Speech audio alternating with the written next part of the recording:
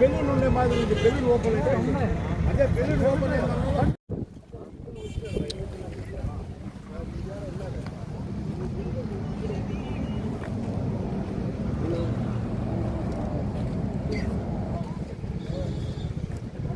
కలురుచులు opposite ఎదురుగా car two wheeler కొట్టుకొని మాకు పబ్లిక్ వాళ్ళ తెలిసిన వెంటనే వచ్చి మేము వచ్చి అంబులెన్స్ తెచ్చి అంబులెన్స్లో తీసుకొని హాస్పిటల్కి వెళ్ళాం.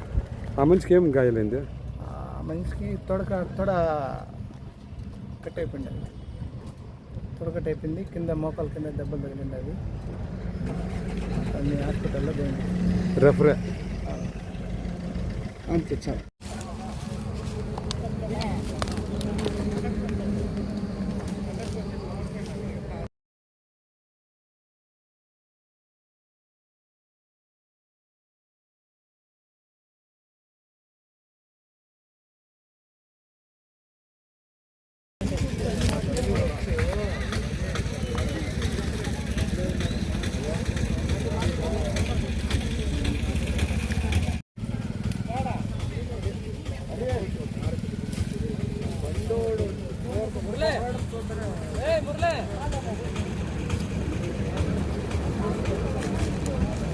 ಸಿಕ್ಕ ತಕ್ಷಣ ಕಂಟ್ರೋಲ್ ಆಗಲಿಲ್ಲ. ಅವ್ರು ಗಾಡಿ ಗುದ್ದಿದ್ರ ಏನು ಗುದ್ದಿದ್ರ? ಗಾಡಿ ಗುದ್ದಿದ್ದು ಗೊತ್ತಿಲ್ಲ ನನಗೆ, ಆಮೇಲೆ ಗೊತ್ತಾಗಿದ್ದು. ನಿದ್ದೆ ಮಾಡಿದ್ರ? ನಿದ್ದೆ ಮಾಡಿಬಿಟ್ಟು ನೀವು ಡ್ರೈವಿಂಗ್ ಮಾಡಿಸಿದ್ರ ನೀವು? ಹಲೋ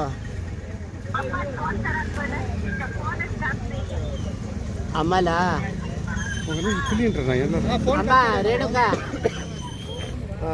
ಅಲ್ಲಿ ಯಾವಾಗ ಲೆಫ್ಟ್ಗೆ ಅಲ್ಲಿ ಬಂತು, ಅಲ್ಲಿ ಹಳ್ಳ ಇತ್ತು ಡಿಬ್ಬ, ಒಂದು ವೀಲು ಯಾವಾಗ ಲೆಫ್ಟ್ ವೀಲು ಟರ್ನ್ ಆಯಿತು ತಕ್ಷಣ ಉಳ್ಬಿಡ್ತು. ಇಲ್ಲೆಲ್ಲೋ ರಿವರ್ಸ್ ಬಂತು, ರಿವರ್ಸ್ ನಿಂತ್ಕೊಂಡು ಇಲ್ಲಿಗೆ ಬಂತು. ಎಷ್ಟು ಸ್ಪೀಡಲ್ಲಿ ಇದ್ರಿ ನೀವು? ನಾನು ಏನು ಅದು 70, 72, 75 ಒಳಗಡೆ? ಹಾಂ ಅಷ್ಟೇ 75 ಒಳಗಡೆ. ಏನಾಗಿದೆ ನಿಮಗೆ? ಏನಾಗಿಲ್ಲ. ಇಲ್ಲ ನಾನು ನಾವು ಬೆಂಗಳೂರು ಮುಳಬಾಗಿಲಿಂದ ಎಲ್ಲಿ ಹೋಗ್ತಾ ಇದ್ದಾರೆ?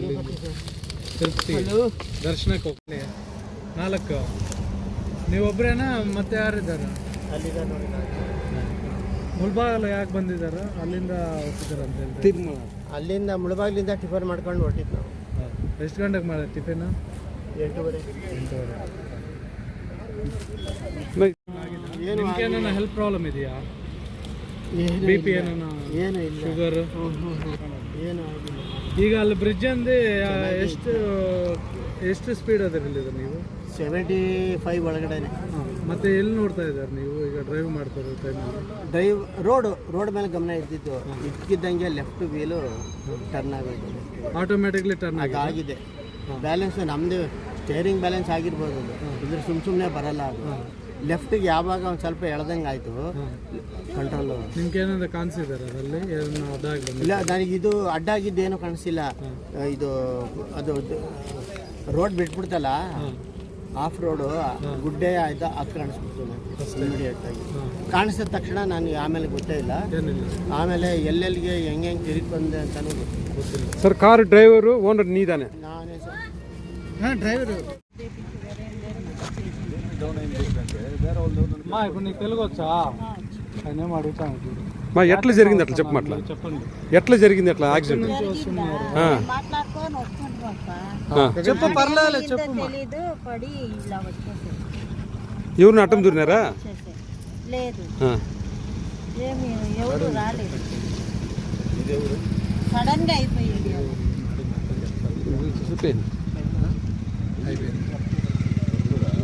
వీళ్ళిద్దరేనా?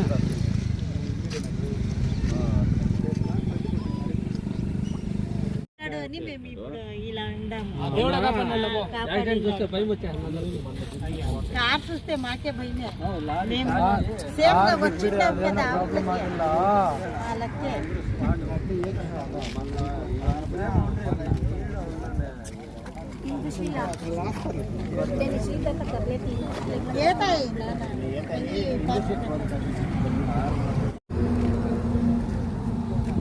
ಊಟ ಮಾಡಿದಾರಾ? కొంచెం స్పీడ్ తగ్గించుకొని వెళ్తే బాగుంటుంది. వేగం ప్రమాదకరం. అందరికీ నమస్కారం. నా పేరు చంద్ర. ఈ మధ్య యాక్సిడెంట్లు చూస్తుంటే ఎన్హెచ్ఏ రోడ్లో ఎక్కువ జరుగుతున్నాయి. మొన్న వచ్చిందనే బెంగళూరు నుంచి తిరుపతికి వెళ్తా ఉంటే బెంగళూరు సంబంధించిన 5 మంది చనిపోయినారు. ఈరోజు బెంగళూరు మళ్ళా 3 వచ్చి తిరుపతికి పోతా ఉంటే మళ్ళా బండి అప్సెట్ అయింది.